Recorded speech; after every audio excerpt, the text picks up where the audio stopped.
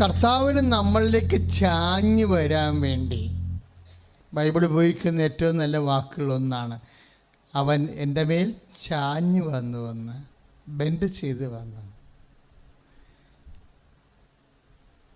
ഇപ്പോഴും സ്നേഹവും ആനന്ദവും ക്ഷമയും ദയയും നന്മയും വിശ്വസ്തതയും പരിശുദ്ധാത്മാവിൻ്റെ ഫലങ്ങൾ കൂടുമ്പോൾ ദൈവം നമ്മളിലേക്കും നമ്മുടെ ജീവിത അവസ്ഥകളിലേക്കും ചാഞ്ഞു വരും. അപ്പം കർത്താവിൻ്റെ ഔന്നത്യത്തിൽ നിന്ന് അവനെ ചാഞ്ഞു വരുമ്പോൾ സംഭവിക്കണത് എന്താണ്? ഒരു ആകർഷണമാണ്. നമ്മൾ ദൈവത്തിലേക്ക് ആകർഷിക്കുന്നത് ബൈബിൾ പറയുന്നൊരു വിഷയമാണ്. അത് നമ്മളെ അതുപോലെ തന്നെ ഒന്നാണ് ദൈവം നമ്മളിലേക്ക് ആകർഷിച്ചു വരും. അതിനാണ് ചാഞ്ഞു വരണമെന്ന് പറയണത്. ഇപ്പം പരിശുദ്ധാത്മാവിൻ്റെ ഫലങ്ങൾ കൊണ്ടാണ് നമ്മളിലേക്ക് ദൈവം ചാഞ്ഞു വരണത്. ഇപ്പം നീ പഴയ കണ്ടത്തടിക്ക് മുണ്ടത്തടി ഒറ്റടി ചത്താലും ചത്തില്ലേ 3 മണിക്ക് അടക്കമെന്നും പറഞ്ഞ് നിൽക്കത്തില്ലേ? ചാഞ്ഞു വരത്തില്ല. പിശാച് ചാഞ്ഞു വരാൻ സാധ്യതയുണ്ട്. എൻ്റെ മക്കളെ, ഇത് കർത്താവിൻ്റെ വഴികളാണിത്. നമ്മളിത് ലോകത്തിൻ്റെ വഴികൾ പോലെ നമുക്ക് മനസ്സിലാവത്തില്ല. അതുകൊണ്ട് കർത്താവിൻ്റെ വചനം വ്യാഖ്യാനിച്ചിട്ട് പൗലോസിനെ പോലുള്ളവർ പറയും, ഇതൊക്കെ കർത്താവിനാൽ വീണ്ടെടുക്കപ്പെട്ടവർക്കും ആണ് ഇതൊക്കെ പെട്ടെന്ന് മനസ്സിലാവേണ്ടത്. അല്ലാത്തവർക്കിത് ജഡിയന്മാർക്കിത് കർത്താവിൻ്റെ വചനങ്ങൾ മനസ്സിലാവത്തില്ല. അങ്ങനെ വിഷയമുണ്ട്. ജഡം എപ്പോഴും ഇപ്പം അമ്മ തന്നെ എന്താ നേരത്തെ നമ്മൾ കണ്ടത്, ഇതെങ്ങനെ ലൂക്ക 1:34 ഇതെങ്ങനെ സംഭവിക്കും? എന്താ കാര്യം? അതിൻ്റെ മെറ്റീരിയൽ പ്രീറിക്വിസിറ്റ് സാറ്റിസ്ഫൈ ചെയ്യണില്ലെന്നാണ് അമ്മ പറഞ്ഞത്.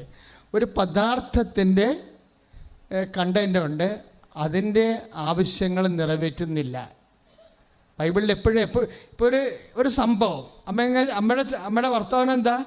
ഇതെങ്ങനെ സംഭവിക്കും? ഒരു കാര്യം സംഭവിക്കണമെന്നുണ്ടെങ്കിൽ എന്ത് ചെയ്യണം? ഒരു ഈവൻറ്റ് ഹാപ്പൻ ചെയ്യണം. ഒരു കാര്യം സംഭവിക്കണം. അതിനെന്ത് വേണം? 2 കണ്ടൻറ്റുകളുണ്ട് എൻ്റെ അകത്ത്. എന്താണ്? ഒരു ഇമ്മെറ്റീരിയൽ ആയിട്ടുള്ള കണ്ടൻ്റ് ഉണ്ട്, ഒരു മെറ്റീരിയൽ കണ്ടൻ്റ് ഉണ്ട്. ഇതിന് രണ്ടിനും സമാധാനം പറഞ്ഞ അമ്മ തന്നെയാണ് ബൈബിളിൽ. പരിശുദ്ധാത്മാവ് ഓരോ ദിവസവും അമ്മ ജീവിതത്തെക്കുറിച്ച് പറയുമ്പോഴും ഞാൻ കണ്ണു നിറഞ്ഞു പോകും എനിക്ക്. ഇപ്പം എന്നാ പറയണത്? ഇതെങ്ങനെ സംഭവിക്കും? ഞാൻ പുരുഷനെ അതിനൊരു മെറ്റീരിയൽ കണ്ടൻ്റ് ഉണ്ട്. അതിനെ കാര്യം, ഒരു കുഞ്ഞ് ജനിക്കണമെങ്കിൽ പുരുഷൻ്റെയോ സ്ത്രീയുടെ ഒരുമിച്ചുള്ള സഹകരണം വേണം. അതാണ് എൻ്റെ പദാർത്ഥ മാത്രമായ കണ്ടൻ്റ്. അപ്പോൾ ഒരു സംഭവം നടക്കണമെങ്കിൽ ഈ ഭൂമിയിൽ എന്ത് സംഭവം, ജോലി ആയാലും ശരി, വീട് വാങ്ങിക്കുന്നതായാലും ശരി, കടം മാറ്റണതായാലും ശരി, കട ഇളവ് കിട്ടുന്നതായാലും ശരി, രോഗം സുഖപ്പെടുന്നതായാലും ശരി, ഒരു പദാർത്ഥ മാത്രമായ ഏജൻ്റ് ഉണ്ട് അവിടെ. ഇതെങ്ങനെ സംഭവിക്കും? ഞാൻ പുരുഷനെ ഈ പദാർത്ഥ മാത്രമായ ഏജൻ്റ് ചില സമയത്ത് വീക്കാകാം, ചില സമയത്ത് നമ്മുടെ കയ്യിൽ ഉണ്ടാകണം നിർബന്ധമില്ല, കപ്പാസിറ്റി ഉണ്ടാവത്തില്ല. മെറ്റീരിയൽ കണ്ടന്റിൽ നമ്മൾ ചില സമയത്ത് പാപ്പരാകാം. ഇപ്പം സ്ഥലം മേടിക്കണം, അല്ലെങ്കിൽ നമുക്ക് വഴി നടക്കാൻ പറ്റത്തില്ല, പക്ഷെ നമ്മുടെ കാശില്ല. ഇതെങ്ങനെ ഞാൻ പടമ്പ മേടിക്കുമെന്ന് ചോദിച്ചു കഴിഞ്ഞാൽ മേടിക്കാതെ എൻ്റെ നാളെ എനിക്ക് പുറത്തേക്ക് ഇറങ്ങാൻ പറ്റത്തില്ല, ശവം പോലും കൊണ്ടുപോകാൻ പറ്റത്തില്ല. പക്ഷേ മേടിക്കേണ്ട അത്യാവശ്യമായ കാര്യമാണ്, പക്ഷേ എൻ്റെ കയ്യിൽ കാശില്ല. അല്ലെങ്കിൽ എന്തു ചെയ്യും? നമുക്ക് പൈസ ഉണ്ടെങ്കിൽ ആ കക്ഷികൾ നമ്മളെ പുറത്തിറക്കാതിരിക്കാൻ വേണ്ടി പെട്ടവരൊക്കെ നമ്മുടെ സ്ഥലം ചൂണ്ടിയെടുക്കാൻ വേണ്ടി അവർ ആ സ്ഥലം തരാൻ ഉദ്ദേശിക്കണില്ല. ചില ആൾക്കാരുണ്ടല്ല, സ്ഥലം തരത്തില്ല. അതിലെ വഴി നമുക്കുള്ളതെന്നറിയാം. നമുക്ക് വഴി തന്നു കഴിഞ്ഞാൽ നമ്മളവിടെ പൊറുക്കും, തന്നില്ലെങ്കിൽ എന്ത് സംഭവിക്കും? നമ്മൾ പെട്ടവരൊക്കെ അവർക്ക് കൊടുത്തിട്ട് നമ്മളവിടെ നടുവിട്ട് പോകും, വഴി കണ്ടിട്ടില്ലെങ്കിൽ. അപ്പോൾ ഇതെങ്ങനെ സംഭവിക്കുമെന്നുള്ള ചോദ്യങ്ങൾ എപ്പോഴും എല്ലായിടത്തും ഉണ്ട്. നമുക്ക് എല്ലാവർക്കും വേണ്ടിയാണ് അമ്മ ആ ചോദ്യം ചോദിച്ചിരിക്കുന്നത്. ഇപ്പോൾ അച്ഛനിപ്പോൾ പറഞ്ഞത് എന്താണ്? ഒരു സ്ഥലം നമ്മൾ പുറത്തോട്ട് ഇറങ്ങണമെങ്കിൽ നാട്ടുകാർ വേറെ ആരുടെയെങ്കിലും വഴി കൂടെ നമുക്ക് പോകാൻ പറ്റത്തുള്ളൂ. 2 കാര്യങ്ങൾ സംഭവിക്കാം. എന്താണ്? ഒന്ന്, നമുക്ക് പണം ഉണ്ടാക്കി അവർക്ക് പണം കൊടുക്കണം. പക്ഷെ അവർ പറയണത് എന്താണ്? ഞങ്ങൾക്ക് സ്ഥലം വിൽക്കാൻ താല്പര്യമില്ല. അതിൻ്റെ അർത്ഥം എന്താണ്? നിങ്ങൾ പെട്ടവരൊക്കെ തന്നിട്ട് നാട് വിട്ട് പോയിക്കൊള്ളാൻ പറയും. അതെ, പദാർത്ഥം മാത്രം ഒരു വിഷയമുണ്ട് അതിൻ്റെ അകത്ത്. ഇതെങ്ങനെ സംഭവിക്കും എന്ന് ചോദിച്ചാൽ പിന്നീട് ഉന്നയിക്കുന്നതെല്ലാം തടസ്സവാദം, പദാർത്ഥമാത്രമായ തടസ്സവാദങ്ങളാണ്. അത് ഒരു സംഭവം നടക്കുന്നതിനുള്ള പദാർത്ഥപരമായിട്ടുള്ള പ്രതലങ്ങളാണ്. അതിനെ അതിജീവിക്കേണ്ടത് എങ്ങനെയാണെന്നാണ് അമ്മ ചോദിക്കുന്നത്, നമുക്ക് വേണ്ടി ചോദിച്ചതാണ്. അപ്പോഴേ അതിന് മറുപടിയുണ്ട്. എന്താ മറുപടി പറയണത്? പരിശുദ്ധാത്മാവ് നിൻ്റെ മേൽ വരും, അത്യുന്നതിൻ്റെ ശക്തി നിന്നിൽ പ്രവർത്തിക്കും. ഇപ്പം പദാർത്ഥമാത്രമായ വിഷയം. ഇപ്പം ചിലർ പറയും, കഴിഞ്ഞ ഒരു സാക്ഷ്യം കഴിഞ്ഞ ദിവസം കിടപ്പുണ്ടായിരുന്നു, ഒരു നേഴ്സിൻ്റെ സാക്ഷ്യം. കാര്യം പൊട്ട പരീക്ഷ എഴുതി കുളവാക്കിയിരിക്കുകയാണ്. അപ്പോൾ കൂട്ടുകാരൻ ബോംബെയിലോട്ട് വിളിച്ച് പറഞ്ഞ് റിസൾട്ട് വന്നിട്ടുണ്ട് കേട്ടാ. അപ്പോൾ പറഞ്ഞാടാ പോടാ, ഞാനിപ്പോൾ ഒരു രോഗിയെ നോക്കിക്കൊണ്ടിരിക്കുകയാണ്. അല്ലാതെ വന്നോ? അയ്യോ നീ നോക്കിയാന്ന് ചോദിച്ചില്ലേ, ആ പരീക്ഷ പൊട്ടയാണ്, എഴുതി കുളവാക്കി വെച്ചിരിക്കുകയാണ്. അതുകൊണ്ട് കൂട്ടുകാരനൊക്കെ എന്ത് രക്ഷപ്പെടാൻ വേണ്ടിയാണ് അവൻ പറയണത്, എടാ ഞാനൊരു രോഗിനെ ഇപ്പോഴേ നോക്കിക്കോ. അസത്യമായ കാര്യമാണ്. കാര്യം എന്താണ്? ആ പരീക്ഷ റിസൾട്ട് കേട്ടിട്ടും വലിയ കാര്യമില്ല. കാര്യം എങ്ങനെ സംഭവിക്കും? ഞാൻ നന്നായിട്ട് എഴുതിയിട്ടില്ല, പരീക്ഷ നാശകോടാലിയായിപ്പോയി. എൻ്റെ മെറ്റീരിയൽ വശമാണ്. നമ്മൾക്ക് എഴുതാനുള്ള നമ്മൾ എഴുതിയിട്ടില്ല, പല ക്വസ്റ്റ്യൻസും വിട്ടുപോയിട്ടുണ്ട്. അപ്പോൾ അതുകൊണ്ട് തോക്കാൻ സാധ്യതയുണ്ട്. ഇത് ഇനി എങ്ങനെ ജയിക്കും? ഞാൻ നന്നായി പരീക്ഷ എഴുതിയിട്ടില്ലല്ലോ, അതാണർത്ഥം. എൻ്റെ മെറ്റീരിയൽ തല ഇതെങ്ങനെ സംഭവിക്കും? ഞാൻ പുരുഷനെ അറിയുന്നില്ലല്ലോ. അപ്പോൾ ഒരു വിഷയം പരീക്ഷ എന്ന് പറയും.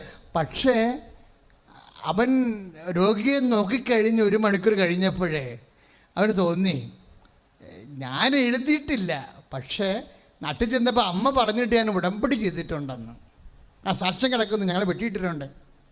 ഞാൻ എഴുതിയിട്ടില്ല, പരീക്ഷ ഞാൻ പൊട്ടയായിരുന്നു, പക്ഷെ നാട്ടിൽ ചെന്നപ്പോൾ അമ്മ പറഞ്ഞതിന് ശേഷം ഞാൻ വന്ന് ഉടമ്പടി ചെയ്തിട്ടുണ്ട്. ഇനി അമ്മ, പരിശുദ്ധ അമ്മ വല്ലതും ചെയ്തെങ്കിൽ ചെയ്തതാണ്.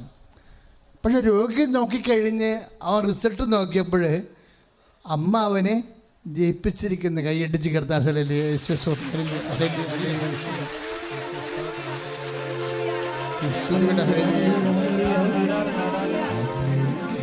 എൻ്റെ അമ്മേ, എൻ്റെ ഈശോയുടെ അമ്മേ, എൻ്റെ അമ്മേ, എനിക്ക് ഈശോ തന്നൊരമ്മേ. അമ്മേ, എൻ്റെ അമ്മേ, എൻ്റെ ഈശോയുടെ അമ്മേ, അമ്മേ, എൻ്റെ അമ്മേ, എനിക്ക് ഈശോ തന്നൊരമ്മേ. അതാണ് എൻ്റെ മക്കളോട് ഞാൻ ഇടയ്ക്ക് സമയത്ത് ഭയങ്കര ചിലരൊക്കെ ചെയ്ത് കാർക്കശ്യം കാണിക്കും. ഇപ്പം ഞാൻ ഇപ്പോൾ പേപ്പർ നോക്കണത് ഉടമ്പടി, ഇപ്പം നിങ്ങൾ എന്നോട് പറയുമ്പോൾ ഞാൻ പേപ്പറാണ് എടുത്ത് നോക്കണത്. പേപ്പർ നോക്കിയിട്ട് പുതുക്കിയിട്ടുണ്ടെന്ന് നോക്കും, പുതുക്കിയിട്ടില്ലെങ്കിൽ തിരിച്ചു തരും. എന്താ? നിങ്ങളുടെ വഴക്കുണ്ടായിട്ടല്ല, കാരണം നിങ്ങൾ ആളുമായിട്ട് ഉടമ്പടി, ആളിൻ്റെ മധ്യസ്ഥയിൽ ഉടമ്പടി ചെയ്തിരിക്കുന്നതാണ്. നിങ്ങളത് ആ ഭാഗം കറക്റ്റ് ചെയ്ത് കഴിഞ്ഞാൽ നമ്മുടെ എല്ലാവരുടെയും പണി എളുപ്പമാകും. നമ്മൾ ദൈവത്തോട് ചെയ്തിരിക്കുന്ന ഉടമ്പടിയല്ലേ. അപ്പം നിങ്ങളല്ലാത്ത സത്യസന്ധമായിട്ടാണ് നിൽക്കണമെന്നുണ്ടെങ്കിൽ എനിക്ക് നിങ്ങൾക്ക് റിസ്ക് ഇല്ല. പിന്നെ കാര്യം എന്താ? നമ്മൾ ചെയ്യാനുള്ള ചെയ്തു, പഠിക്കാനുള്ള പഠിച്ചു, എഴുതാനുള്ള എഴുതി, നമ്മളെ പറ്റണ പോലെ എല്ലാം നമ്മൾ ചെയ്തു. പിന്നെ എന്താ ബാക്കി? എന്താ കാര്യം? പിന്നെ അമ്മയാണ് ചെയ്യേണ്ടത്, കാര്യങ്ങൾ ചെയ്യേണ്ടത്. അപ്പോൾ ദൈവത്തിന് ചെയ്യാനുള്ള സാഹചര്യം നമ്മളെപ്പോഴും കറക്റ്റ് ചെയ്യണം. തന്നെയല്ല, ദൈവത്തെ എപ്പോഴും വിശ്വാസത്തിലെടുക്കണം മക്കളെ. അത് എന്തെല്ലാം സംഭവിച്ചാൽ തിരികെ പോകരുത്. ഞാൻ ബൈബിളിൽ നിന്ന് ഞാൻ എബ്രഹാത്തിൻ്റെ ജീവിതത്തിൽ നിന്ന് പഠിച്ചത് ഞാനല്ല പഠിച്ചത്, പൗലോസ് അപ്പോസ്തലൻ പഠിച്ചതാണ്. എനിക്ക് വായിച്ചപ്പോൾ പരിശുദ്ധാത്മാവ് എന്നോട് പറഞ്ഞ് പൗലോസ് പറയണത് കറക്റ്റാണ്. എന്താ? അതായത് തിരിച്ചു പോകാൻ, താൻ വിട്ടിറങ്ങി പോകുന്ന സ്ഥലത്തേക്ക് തിരിച്ചു പോകാൻ എബ്രഹാത്തിന് ആഗ്രഹമുണ്ടായിരുന്നെങ്കിൽ അവസരമുണ്ടായിരുന്നെന്ന്. എന്നാ ഈ പൗലോസ് എന്നാ സംഭവമാണ്? നമ്മൾ ഹെബ്രായർ 11:15 താൻ വിട്ടിട്ട് പോകുന്ന സ്ഥലത്തേക്ക് തിരിച്ചു പോകാൻ എബ്രഹത്തിന് ആഗ്രഹമുണ്ടായിരുന്നെങ്കിൽ അതിനുള്ള അവസരമുണ്ടായിരുന്നെന്ന്. പറഞ്ഞ മനസ്സിലായില്ലേ? നമ്മൾ വിട്ടുപോകുന്ന ചിലപ്പോൾ പഴയ ജീവിതമായിരിക്കും. ചില വെള്ളമടിക്കാറുണ്ടാകും, ചിലപ്പോൾ ആൾക്കാരുടെ കഴുത്തേക്കറുന്ന ആൾക്കാരുണ്ടാകാം, ചിലപ്പോൾ പല ചുറ്റിക്കളിയുള്ള ആൾക്കാരുണ്ടാകാം, ചിലപ്പോൾ വൈരാഗ്യവും പൗശന്യവും പകയും വിദ്വേഷവും ചതിയും അഹങ്കാരവും പറ്റിപ്പും അമിത പലിശയും അങ്ങനെ ജഡത്തിൻ്റെ എല്ലാ മോഹങ്ങളും ദുർമോഹങ്ങളും ഉള്ള ആൾക്കാരാകാം. അതെല്ലാം വിട്ടുപോകുന്ന ആളാണ്, വിഗ്രഹ ആരാധന വരെ വിട്ടുപോകുന്ന ആളാണ് എബ്രഹാം. അതാണ് 11:15 താൻ വിട്ടുപോകുന്ന സ്ഥലത്തേക്ക് തിരികെ പോരണമെന്ന് എബ്രഹാം ആഗ്രഹിച്ചിരുന്നെങ്കിൽ അതിനുള്ള അവസരമുണ്ടാകുമായിരുന്നെന്ന്. ഏതാണ് അവസരം?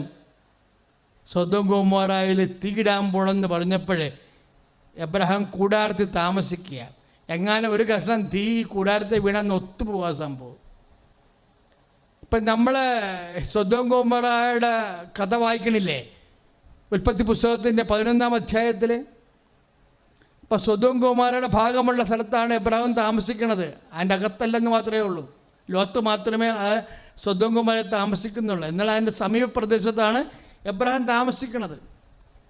ആ പ്രദേശം ദൈവം ചുട്ടുകളയാൻ പോകണമെന്ന് പറയുമ്പോൾ എബ്രഹാത്തിന് വേണമെങ്കിൽ ഈ നാടിനി എന്ത് കാര്യം, എബ്രഹാം രാവിലെ എഴുന്നേറ്റ് ദൈവത്തെ കണ്ട് താനുമായിട്ട് കരുവേലൊക്കെ മമ്പര താഴ്വരയിൽ എബ്രഹാം ദൈവത്തോട് സംസാരിച്ച സ്ഥലത്തേക്ക് പിറ്റേ ദിവസം രാവിലെ വന്ന് നോക്കുമ്പോൾ അടുത്ത് തന്നെ പുക ഉയരണ കാണുന്നുണ്ട്. തീച്ചൂള എന്ന പോലെ പുക ഉയരണം. ദാറ്റ് മീൻസ് എബ്രഹാത്തിൻ്റെ വീടിൻ്റെ അടുത്ത് തന്നെയാണ് സൊദോം ഗൊമോറ. കാണാവുന്ന സ്ഥലത്താണെന്ന് അർത്ഥം. അവിടെ തീയും എന്തെങ്കിലും ഇറക്കാൻ പോണെന്ന് എബ്രഹാത്തിന് അറിയാമെങ്കിൽ എബ്രഹാം എന്താ ചെയ്യേണ്ടത്? കൂടാരത്തിലാണ് ഇപ്പം താമസിക്കുന്നത്. അയാൾക്ക് അങ്ങേർക്ക് നല്ല തറവാടുണ്ടായിരുന്നതാണ്, നല്ല ഉറപ്പുള്ള വീടുണ്ടായിരുന്ന ആളാണ്. ഇറാഖിൽ അദ്ദേഹത്തിന് നല്ല സുന്ദരമായ കെട്ടുറപ്പുള്ള തറവാടുണ്ടായിരുന്ന മനുഷ്യനാണ്. ഈ സ്ഥലം തീയും ഗന്ധവും ദൈവത്തിൻ്റെ ശാപമാണപ്പെട്ട് സ്ഥലമാണെന്ന് ആദ്യം അറിഞ്ഞത് എബ്രഹാമാണ്. അങ്ങനെയാണെങ്കിൽ എബ്രഹാത്തിന് തിരിച്ചു പോകാൻ പറ്റുമായിരുന്നെന്ന് പൗലോസ് അപ്പോസ്തലൻ പരിശുദ്ധാത്മാവ് പറയണത്. തിരിച്ചു പോകാൻ, താൻ വിട്ടുപോയ സ്ഥലത്തേക്ക് തിരിച്ചു പോകാൻ എബ്രഹാത്തിന് ആഗ്രഹമുണ്ടായിരുന്നെങ്കിൽ ആ പാപത്തിന് സ്ഥലത്തേക്ക് തിരിച്ചു പോകാൻ അവസരങ്ങളുണ്ടായിരുന്നെന്ന്. എന്തവസരങ്ങളുണ്ടായെന്നാണ് പറയണത്? ജീവിതത്തിന് പരാജയങ്ങൾ, ജീവിതത്തിൽ ദുർഘടങ്ങൾ, അതുപോലെ ജീവിതത്തിൽ ഇതുപോലെ രോഗങ്ങൾ, ഇതെല്ലാം എന്താണ്? തിരിച്ചു പോകാനുള്ള അവസരമാണ്. നമ്മുടെ പഴയ മദ്യപാനത്തിലേക്ക് തിരിച്ചു പോകാൻ വേണമെങ്കിൽ പ്രാർത്ഥിച്ചിട്ടും ഉടമ്പടി ചെയ്തിട്ട് പോലും കർത്താവിൻ്റെ പ്രാർത്ഥന കേൾക്കണില്ല, എൻ്റെ കടകൾ പരിഹരിക്കണില്ല, ബാങ്കുകാരൻ ഇപ്പോഴും ജപ്തി ചെയ്യുമെന്ന് പറഞ്ഞ് എന്നെ വിളിച്ചുകൊണ്ടിരിക്കുകയാണ്. ഇതെല്ലാം തിരിച്ചു പോകാനുള്ള അവസരമാണ്. എബ്രഹാം താൻ വിട്ടുപോകുന്ന സ്ഥലത്തേക്ക്, പാപത്തിൻ്റെ പഴയ സ്ഥലങ്ങളിലേക്ക് തിരിച്ചു പോകണമെങ്കിൽ, അങ്ങനെ ആഗ്രഹിച്ചിരുന്നെങ്കിൽ അതിനുള്ള അവസരങ്ങളായിട്ട് പരാജയങ്ങൾ വരുമ്പോൾ you should understand by no means എന്താണ് അവൻ മുന്നോട്ടാണ് പോയതെന്ന്. താൻ പ്രാപിച്ചില്ലെങ്കിൽ പോലും അകലങ്ങളിൽ കണ്ട ദൈവത്തിൻ്റെ വാഗ്ദാനത്തെ വിശ്വസിച്ചുകൊണ്ട് അവന് ലഭിക്കാതിരിക്കുന്ന നന്മയോർത്തുകൊണ്ട് എബ്രഹാം അഭിവാദനം ചെയ്ത പോലെ ദൈവ പൈതലെ നമ്മൾ പരാജയപ്പെട്ടാലും കർത്താവ് വാഗ്ദാനങ്ങൾ വിശ്വസ്തനാണെന്ന് വിശ്വസിച്ചുകൊണ്ട് നമുക്ക് ലഭിക്കാൻ പോകുന്ന നന്മകൾ ഓർത്തുകൊണ്ട് അഭിവാദനം ചെയ്യും. സ്തുതിയുടെ ഹല്ലേലൂയ.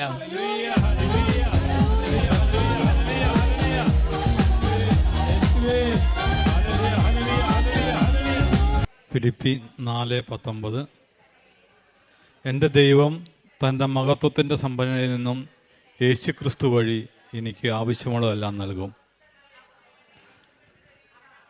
ഞാൻ കണ്ണൂർ തലശ്ശേരി അതിരൂപതയിലെ കണ്ണൂർ കോളി ഫാമിലി ഇടവകയിൽ നിന്നും വരുന്നു. ഇത് എൻ്റെ ഭാര്യ മോള് ജസീക്ക. എനിക്കും എൻ്റെ കുടുംബത്തിനും അമ്മ മാതാവ് നൽകിയ നിരവധിയായ അനുഗ്രഹങ്ങളെ ഓർത്ത് നന്ദി പറയുവാനും സാക്ഷ്യപ്പെടുത്തുന്നതിന് വേണ്ടിയാണ് ഞങ്ങളിവിടെ വന്നിരിക്കുക.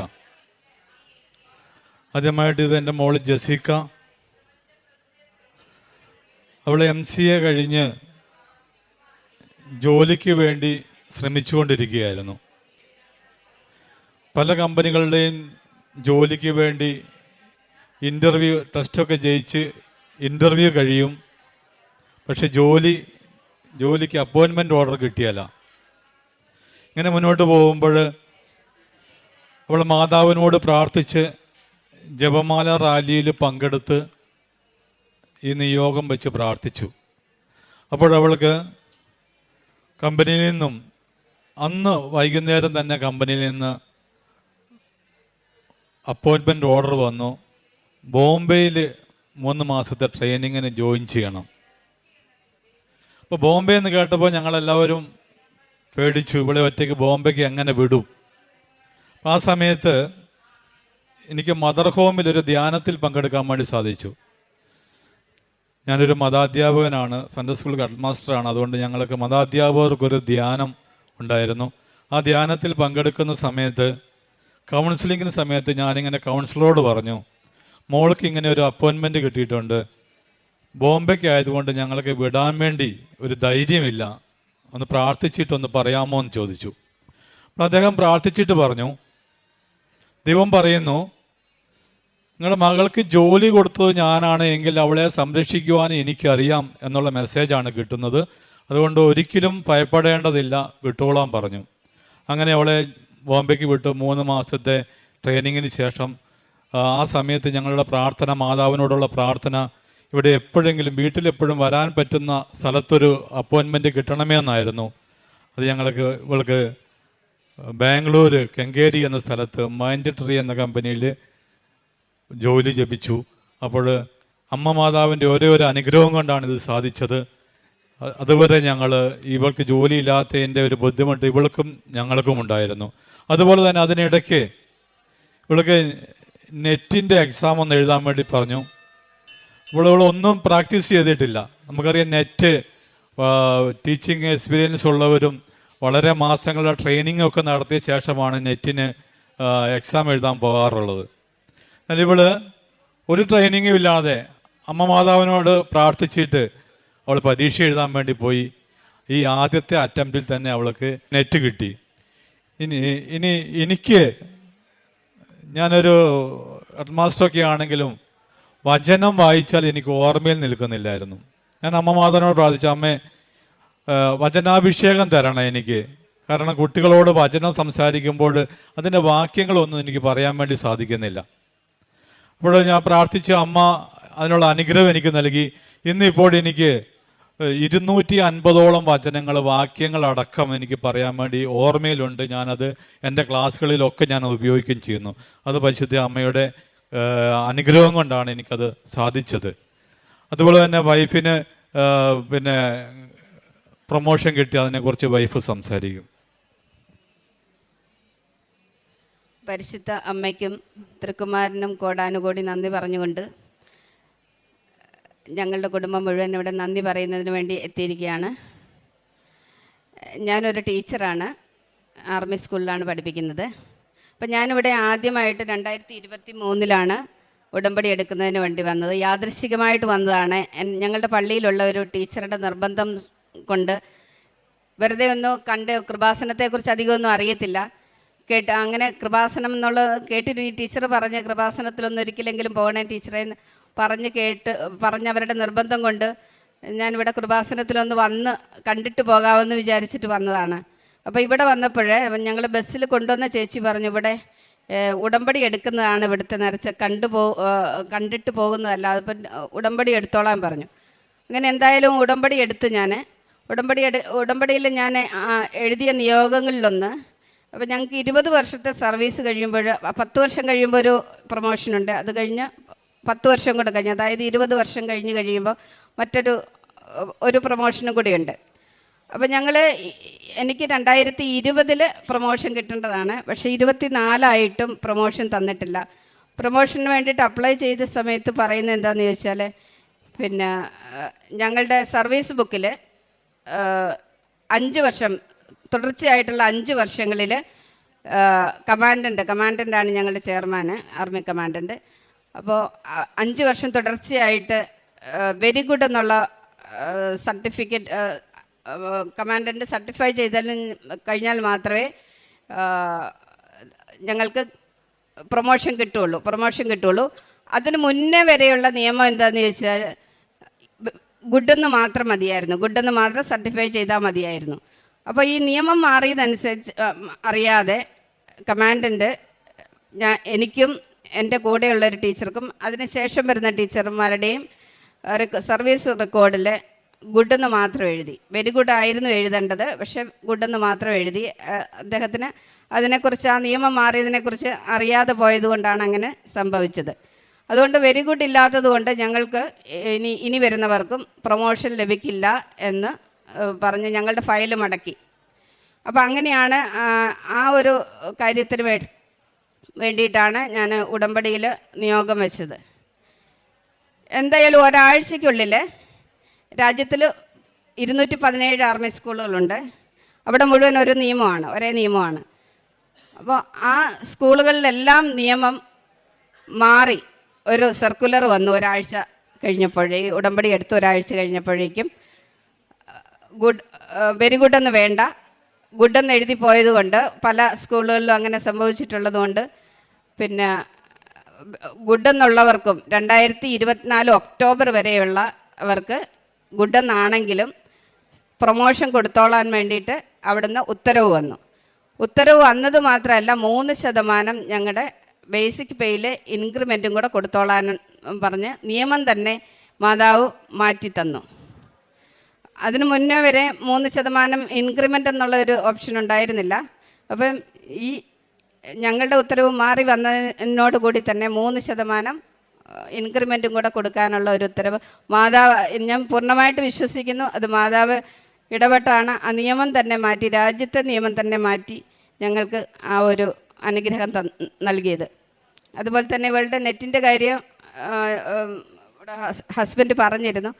ഇവൾ നെറ്റ് എഴുതാൻ വേണ്ടിയിട്ട് ഇവളോട് പറഞ്ഞു കഴിഞ്ഞ സമയത്ത് ഇവൾ പറയുന്ന, അമ്മ അങ്ങനെയൊന്നും കിട്ടത്തില്ല, അത് നെറ്റെന്ന് പറയുന്നത് അങ്ങനെ പെട്ടെന്ന് കിട്ടുന്നതല്ല, ഒരുപാട് പ്രാക്ടീസും എക്സ്പീരിയൻസും കോച്ചിങ്ങും ഒക്കെ കൂടെ കൊണ്ട് മാത്രമേ ലഭിക്കുകയുള്ളൂ എന്ന് പറഞ്ഞിരുന്നു. ഉള്ള ഒരു കാര്യമാണ് നെറ്റെന്ന് പറയുന്നത്. പെട്ടെന്ന് എഴുതിയാൽ ഒരു എക്സാം എഴുതുന്ന പോലെ എഴുതിയാൽ കിട്ടുന്നതല്ല. അപ്പോൾ ഞാൻ പറഞ്ഞ, എന്തായാലും നമുക്ക് മാതാവ് കൂടെയുണ്ടല്ലോ, മാതാവിനോട് പറഞ്ഞിട്ട് നമുക്ക് എഴുതാം, നീ ഏതായാലും ഒരു പ്രാവശ്യം ഒന്ന് എഴുതി നോക്കാം. അപ്പോൾ ഇവൾ പറഞ്ഞു, ഞാൻ ഒരു പ്രാവശ്യം എഴുതാം, ഒരു പ്രാവശ്യം അമ്മയ്ക്ക് വേണ്ടിയിട്ട് ഞാൻ എഴുതാം. അങ്ങനെയാണ് ഇവൾ നെറ്റ് ഒരു കോച്ചിങ്ങോ പ്രാക്ടീസോ ഒന്നുമില്ലാതെ ഉടമ്പടി തൈലം നെറ്റിയിൽ പൂശി മാതാവിൻ്റെ കാശുരൂപം കയ്യിൽ പിടിച്ചുകൊണ്ടാണ് എക്സാം എഴുതിയത്. അത്ഭുതകരമെന്ന് പറയട്ടെ. അത് ഞങ്ങൾ ജപമാല റാലിയിലും ആ ഒരു പേപ്പറിൽ എഴുതി, അച്ഛൻ പറഞ്ഞ അനുസരിച്ചിട്ട് ജപമാല റാലിയിൽ ഞങ്ങൾ ഇവിടെ പേപ്പർ പിടിച്ചിരുന്നു നെറ്റ് പരീക്ഷ കിട്ടാൻ വേണ്ടിയിട്ട്. എന്തായാലും അമ്മ അനുഗ്രഹിച്ച് ഒറ്റ പ്രാവശ്യം കൊണ്ട്, ആദ്യത്തെ പ്രാവശ്യം നിങ്ങൾ ഓർമ്മിക്കുന്നുണ്ടാവും, നെറ്റിൻ്റെ ക്വസ്റ്റ്യൻ പേപ്പർ ലീക്കായിട്ട് ക്യാൻസലായി എന്ന് പറഞ്ഞു. ആ സമയത്താണ് ഇവൾ എഴുതുന്നത്. ആ എഴുതിയ സമയത്ത് ഇവൾക്ക് ലാസ്റ്റത്തെ 10 ക്വസ്റ്റ്യൻ അറ്റൻഡ് ചെയ്യാൻ പറ്റിയിരുന്നില്ല.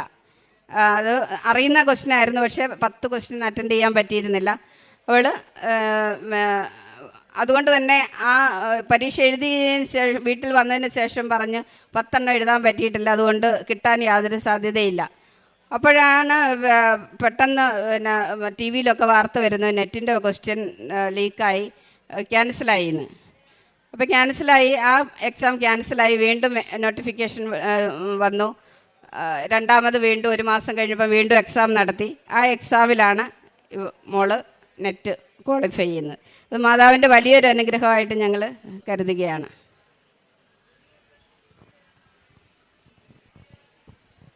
പ്രേക്ഷിത പ്രവർത്തനമായിട്ട് ഞങ്ങൾ പിന്നെ പത്രം ഇവിടുന്ന് വാങ്ങുന്ന പത്രങ്ങളെല്ലാം, ഞങ്ങൾ കണ്ണൂർ ക്രിസ്ത്യൻസ് വളരെ കുറവാണ്, കൂടുതലും ഉള്ളത് മറ്റ് മതസ്ഥരാണ്. അവരുടെ ഇടയിലാണ് ഞങ്ങൾ ഈ പത്രങ്ങൾ കൂടുതലും കൊടുക്കുന്നത്. അതോടൊപ്പം ആർമി സ്കൂളിൽ നിന്ന് 3-4 ടീച്ചർമാരെ, ഹിന്ദുക്കളായ ടീച്ചർമാരെയും കൂട്ടിക്കൊണ്ട് വൈഫ് കഴിഞ്ഞ മാസം ഇവിടെ കൃപാസനത്തിൽ വന്നിരുന്നു. അതുപോലെ തന്നെ കാരുണ്യ പ്രവർത്തികൾ, ഞാനൊരു മാധ്യമപ്രവർത്തകനാണ്, രാഷ്ട്രദീപികയിലാണ് വർക്ക് ചെയ്യുന്നത്. അപ്പോൾ ഞങ്ങളുടെ ഈ രാഷ്ട്രദീപികയുടെ ഏജൻറ്റുമാരെന്നൊക്കെ പറയുന്നത് വളരെ പാവങ്ങളാണ്. അപ്പോൾ അവർക്കെല്ലാം ഓരോ സമയത്ത് അവരുടെ ആവശ്യങ്ങൾക്കെല്ലാം ഞങ്ങൾ സഹായം എൻ്റെ പരമായിട്ട് എൻ്റെ കയ്യിൽ നിന്നും പൈസ എടുത്ത് ഞാൻ സഹായങ്ങൾ ചെയ്തു കൊടുക്കുന്നു. അതുപോലെ മറ്റ് അനാഥ മന്ദിരങ്ങളിലൊക്കെ ഞങ്ങൾ പിന്നെ കാരുണ്യ പ്രവർത്തികൾ ചെയ്യുകയും ചെയ്യുന്നു. ഞങ്ങളുടെ സ്കൂളിൽ ഞാനും ഒരു ടീച്ചറും മാത്രമേ ക്രിസ്ത്യനായിട്ടുള്ളൂ, ബാക്കി എല്ലാവരും ഹിന്ദുക്കളാണ്. അപ്പോൾ അവർക്ക് ഈശോയും മാതാവിനെക്കുറിച്ചൊന്നും അറിവില്ലായിരുന്നു. അപ്പോൾ കാരുണ്യപ്രവൃത്തി എന്ന് പറയുന്നത് ഞങ്ങൾക്ക് ഭൗതികമായിട്ട് ലഭിച്ച അനുഗ്രഹങ്ങളെക്കാൾ ഉപരി അവരുടെ ഇടയിലൊക്കെ ഈശോയുടെ പ്രേക്ഷിതരായിട്ട് ജീവിക്കാൻ പറ്റുന്നുണ്ടെന്നുള്ളതാണ്. ഇപ്പോൾ എല്ലാവരും ഞങ്ങളുടെ സ്കൂളിലുള്ള മിക്കവാറും എല്ലാവർക്കും ഈശോയും കൃപാസന മാതാവും ആരാണെന്നറിയാം. അപ്പോൾ അവരുടെ ഇടയിലൊക്കെ ഞങ്ങൾ ബൈബിളില്ലാത്ത ബൈബിൾ ആവശ്യമുള്ളവർക്ക് ബൈബിൾ കൊടുക്കും, കൊന്ത ആവശ്യമുള്ളവർക്ക് കൊന്ത, മാതാവിൻ്റെ രൂപം ആവശ്യമുള്ളവർക്ക് രൂപം. അങ്ങനെ ഞങ്ങൾ സ്കൂളിൽ ഇപ്പോൾ എല്ലാവർക്കും തന്നെ എന്താവശ്യം ഉണ്ടെങ്കിലും ഇപ്പം കൃപാസന മാതാവിനോട് പ്രാർത്ഥിക്കണേ എന്ന് പറഞ്ഞുകൊണ്ടാണ് അവർ വരും. കുറച്ച് ടീച്ചർമാർ ഇവിടെ വരികയും ചെയ്തിരുന്നു.